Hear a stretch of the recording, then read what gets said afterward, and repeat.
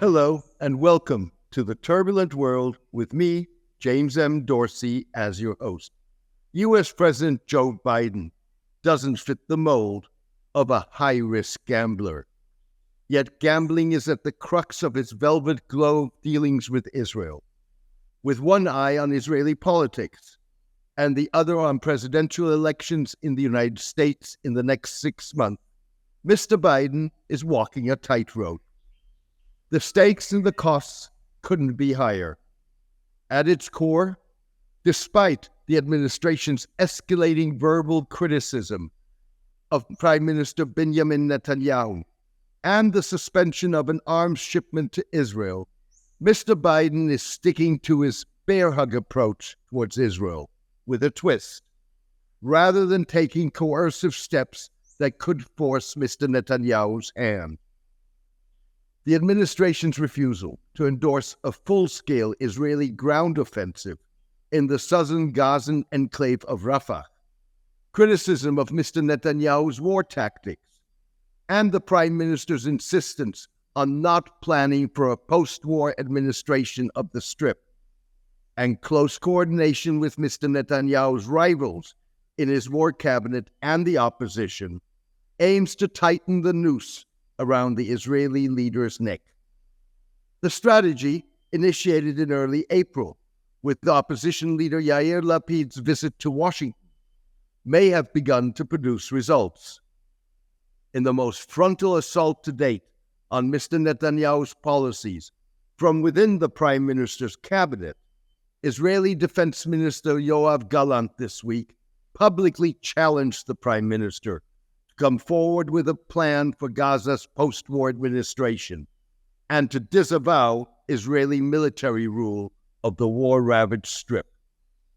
Echoing unidentified military officials quoted in the Israeli media, Mr. Gallant warned that in the absence of Israeli planning for the day the guns fall silent in Gaza, only two negative options remain: Hamas's rule in Gaza or Israeli military rule. Military officials have insisted that the failure to destroy Hamas and the group's ability to resurface in parts of Gaza evacuated by Israeli troops was due to Mr. Netanyahu's refusal to devise a strategy for the day the war ends. Backed by the Biden administration and supported by his fellow war cabinet member, Benny Gantz, Mr. Gallant said he opposed Israeli rule. Mr. Gallant demanded that Mr. Netanyahu publicly forswear the Israeli administration of the Strip. I call on Prime Minister Benjamin Netanyahu to make a decision and declare that Israel will not establish civilian control over the Gaza Strip, that Israel will not establish military governance in the Gaza Strip, and that a governing alternative to Hamas in the Gaza Strip will be raised immediately, Mr. Gallant said. A senior U.S. official was quick to say that the Biden administration shares Minister of Defense Gallant's concern that Israel has not developed any plans for holding and governing territory the IDF clears, therefore allowing Hamas to regenerate in those areas. This is a concern because our objective is to see Hamas defeated. Israeli military officials have downplayed the impact of Mr. Biden's suspension of a shipment to Israel of high-payload 2,500-pound bombs and threat to halt the supply of other offensive weapons. The Israeli Defense Forces has weapons for the mission it is planning, and also for the missions in Rafah. We have the weapons we require, said military spokesman Daniel Hagari. Even so, Mr. Biden's submission to Congress of a $1 billion weapons package for Israel aimed to alleviate concerns in the Israeli military and encourage senior commanders to stand up to Mr. Netanyahu and appease the president's pro-Israeli critics that include donors and members of the Democratic Party, as well as potentially undecided pro-Israel voters. The bulk of the weapons, including tank ammunition, tactical vehicles, and mortar rounds have yet to be produced and will not be delivered for months at the earliest. At the core of the dispute over post-war planning is a cornerstone of any future resolution of the Israeli-Palestinian conflict: Palestinian self-rule and independence, a notion that Mr. Netanyahu rejects. In separate statements in recent days, Mr. Netanyahu insisted that the creation of a Palestinian state alongside Israel would be a reward for terrorists, and that he would not replace Hamastan with Fatahstan, a reference to al-Fatah, the backbone of President Mahmoud Abbas's internationally recognized West Bank-based Palestine Authority. Mr. Netanyahu has insisted that Israel maintain security control of Gaza and the West Bank indefinitely, and argued that there's no point in drafting a post-war plan before Hamas is completely defeated. Indecision is in essence a decision. This leads to a dangerous course, which promotes the idea of Israeli military and civilian governance in Gaza, Mr. Gallant said. An aide to Mr. Gallant warned that this current trajectory serves the interests of the most radical elements in the Israeli government: National Security Minister Itamar Ben-Gvir and Finance Minister Bezalel Smotrich, who fantasize about full Israeli control over Gaza and rebuilding of settlements.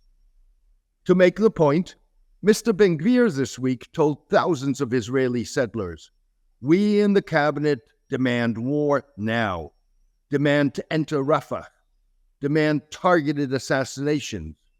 Without liberating Gaza, there will be no solution.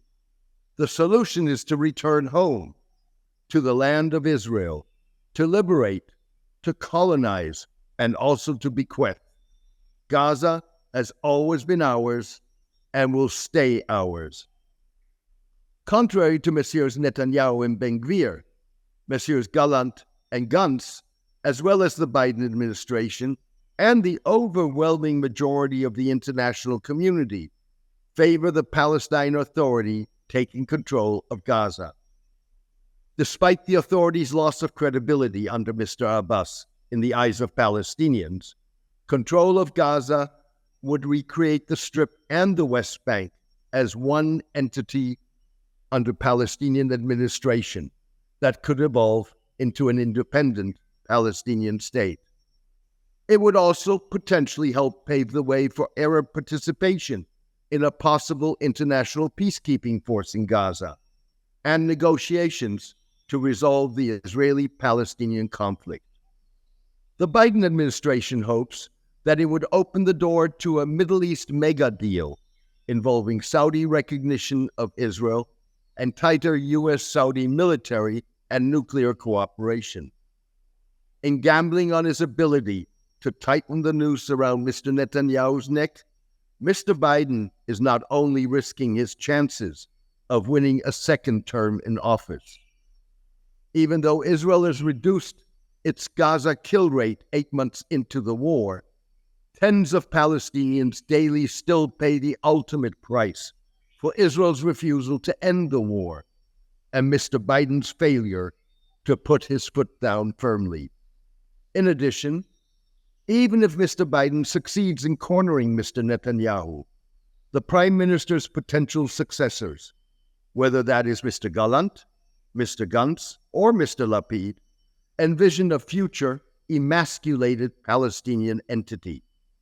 That is a far cry from Palestinian aspirations for a state that is fully independent and exercises full sovereignty over its territory. To be sure, undermining Mr. Netanyahu is a worthwhile endeavor.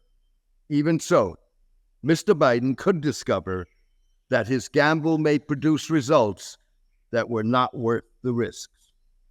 Thank you for joining me today. I hope you enjoyed today's column and podcast. The Turbulent World with James M. Dorsey depends on the support of its readers. For the past 12 years, I have maintained free distribution as a way of maximizing impact. I am determined to keep it that way. However, to avoid putting up a paywall, I need the support of a core of voluntary paid subscribers to cover the cost of producing the column and podcast. If you believe that the column and podcast add value to your understanding and that of the broader public, please consider becoming a paid subscriber. You can do so by clicking on Substack on the subscription button at www.jamesmdorsey.substack.com and choosing one of the subscription options. Thank you. Take care and best wishes.